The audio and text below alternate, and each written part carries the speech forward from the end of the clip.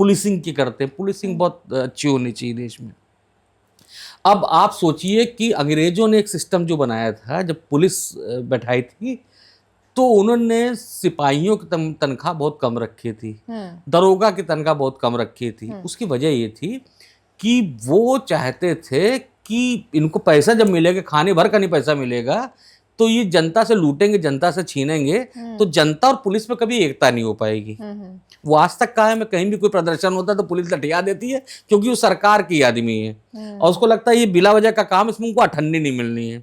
उसको तो मजा उसमें आता है ना, कोई अपराध हो जाए, उससे कुछ वसूली हो जाए। अब यहाँ प्रदर्शन कर रहे हैं, जिंदाबाद मुर्दाबाद कुच्ची पुच्ची कर रहे हैं, अब उसमें साला अठन्नी नहीं मिलना मुसीबत अलग है। तो फिर उनका मन बदल, लाठी मारो ढंग से। तो ये अप्रोच नहीं खत्म हुई है। प्लस नौकरी के इतने स्तर कर दिए हैं, बहुत सारे देश हैं जहाँ पे जो सिपाही से भर्ती होता है वही कमिश्नर बनता है ना। यहाँ पे सिपाही की अलग भर्ती होती है, दरोगा की अलग भर्ती होती है, पीपीएस की अलग भर्ती होती है, आईपीएस की अलग भर्ती होती है। और मैं तो कहूँगा आज की डेट में ये आईएएस आईपीएस की जरूरत क्यों है? ये तो होने ही नहीं चाहिए, मुसीबत है देश के लिए। ये कोई काम हो रहा हो, कोई अच्छे ढंग से चल रहा हो, उसको कैसे बुरा किया जा सकता है, कैसे खराब किया जा सकता है, उसके एग्जाम्पल होते हैं।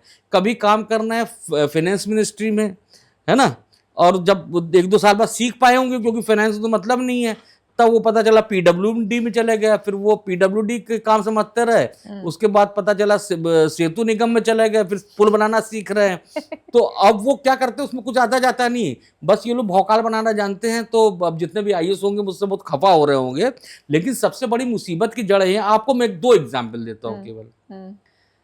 एक जो है इसरो, तो इसरो को जो चलाता है कोई साइंटिस्ट चलाता है, क्या वो असफल संस्था है? नहीं ना। नहीं। एम्स को जो है उसका हेड जो होता है एक डॉक्टर होता है, क्या एम्स बुरी संस्था है? तो आईएएस से कुछ नहीं होना, ये हर जगह मुसीबत पैदा करते हैं, किसी चीज के एक्सपर्ट नहीं होते और राजा यही होते हैं। राइट। अंग्रेजों ने तो इसलिए बनाया था कि जो राजा महाराजा फैमिली के लोग हैं वही सिविल सर्विसेज का एग्जाम दे सकते थे और वही सफल होके आते थे, तो वो अंग्रेजों के संग मिल के रहते थे। तो जो अंग्रेजी सिस्टम है वो तो हम अब तक खत्म ही नहीं कर रहे हैं। तो सबसे बड़ी समस्या तो यहाँ पे है। तीसरी चीज कि स्वास्थ्य, अगर नवल कांसना को ये पता हो कि मैं बीमार पड़ जाऊंगा तो मुझको इलाज मिल जाएगा, तो मेरा आधा सरदर्द तो यही खत्म हो जाएगा, है ना। इस देश में कैसा इलाज होता है? 2 सिस्टम लागू हैं यहाँ पे सरकारी इलाज के। पहला तो ये कहा जाता है कि अगर सरकारी अस्पताल चले गए तो जिंदा आओगे, जिंदा बच के नहीं आओगे, और वहां से तो फिर भी आ सकते हो, लेकिन अगर प्राइवेट अस्पताल चले गए तो पूरी जमीन जायदाद गंवा के आओगे। तो आप ना, हम जो निजी चिकित्सा व्यवस्था उसको बढ़िया कर पाए, ना हम सरकारी चिकित्सा व्यवस्था को अच्छा कर पाए। आप यूरोप के देशों में चले जाइए, वहाँ पे लोग सरकारी चिकित्सा को प्रेफर करते हैं, क्योंकि जो प्राइवेट मेडिकल है वो बहुत महंगा है। लेकिन सरकारी मेडिकल कई देशों में तो ऐसा है कि कोई बीमार पड़ गया और मान लीजिए बुजुर्ग 80 साल का, उसको ठीक भी नहीं होना है, तो अगर वो अस्पताल में कई दिन पड़ा है तो वहां से कहा जाता है कि भाई आप ये तो ऐसे ही रहेंगे, तो आप घर में शिफ्ट करना चाहे तो घर में शिफ्ट कर लीजिए। अगर शिफ्ट करते हैं तो 3 टाइम की नर्स जाती है वहां पे, है ना, कि वो 24 घंटा कवर हो।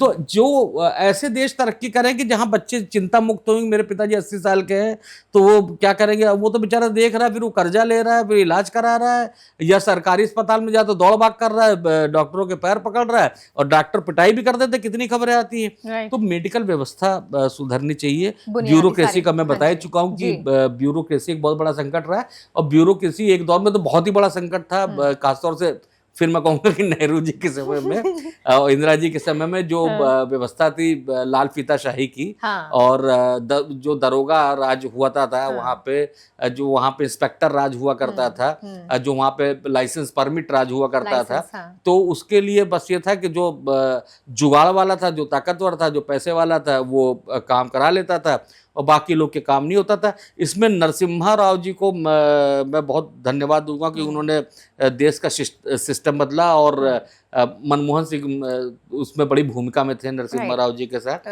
और वो सिस्टम बदला और यहाँ पे थोड़ी स्थिति बेटर हुई, लेकिन अभी भी बहुत बेटर होने की जरूरत है।